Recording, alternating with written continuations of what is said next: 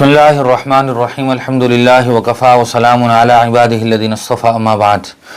मोहतरम बुज़ुर्गों, दोस्तों, किसी साथी ने सवाल किया है कि हमज़ाद किसे कहते हैं और इसकी क्या हकीकत है।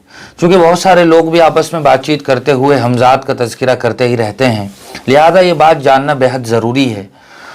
हमज़ाद शरीयत में अलग से कोई चीज़ नहीं है, बल्कि अल्लाह के रसूल सल्लल्लाहु अलैहि वसल्लम ने अपनी एक हदीस में इरशाद फरमाया है कि जब इंसान पैदा होता है, बच्चा पैदा होता है, तो उसके साथ एक फ़रिश्ता भी होता है और एक शैतान होता है। फ़रिश्ता इंसान को अच्छे काम का हुक्म करता है, खैर और भलाई की तरफ उभारता है, और शैतान इंसान को बुराई की तरफ बुलाता है, बुराई पर आमदा करता है। तो अगर इसी शैतान को दूसरे लफ्ज़ों में या फ़ारसी में हमज़ाद कहा जा रहा है तो ठीक है, लेकिन अगर लोगों का इसके अलावा हमज़ाद के बारे में कोई और नज़रिया है, कोई और तसव्वुर ख़याल है, तो फिर उसकी शरीयत में कोई हकीकत नहीं है।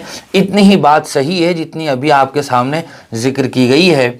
और लोगों ने हमज़ाद के ताल्लुक़ से जो अलग अलग वहम पाल रखे हैं या ये कि लोग बातें करते हैं, उनका शरई नुक्ता नज़र से कोई भी दूर तक का भी ताल्लुक़ नहीं है।